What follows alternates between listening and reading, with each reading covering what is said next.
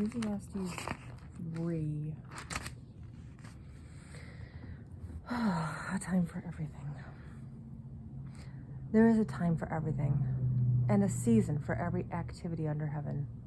A time to be born and a time to die, a time to plant and a time to uproot, a time to kill and a time to heal, a time to tear down and a time to build, a time to weep and a time to laugh, a time to mourn and a time to dance, a time to scatter stones and a time to gather them, a time to embrace and a time to refrain, a time to search and a time to give up, a time to keep and a time to throw, a time to tear and a time to mend, a time to be silent and a time to speak, a time to love and a time to hate, a time for war and a time for peace.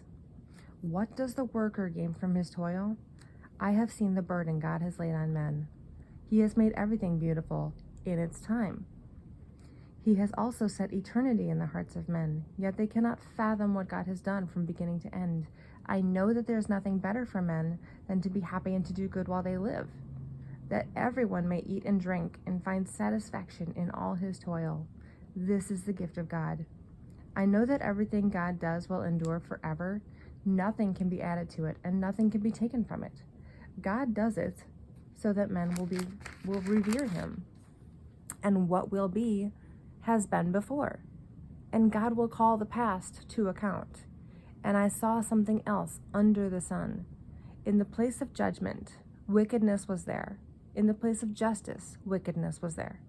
I thought in my heart, God will bring judgment both to righteous and the wicked. For there will be a time for every activity, a time for every deed. I also thought, as for men, God tests them so they may see that they are like the animals. Man's fate is like that of the animals. The same fate awaits them both. One dies, so dies the other. All have the same breath. Man has no advantage over the animal. Everything is meaningless. All go to the same place. All come from dust, and to dust all return. Who knows if the spirit of man rises upward, and if the spirit of animal goes down into the earth? So I saw that there is nothing better for a man than to enjoy his work, because that is his lot.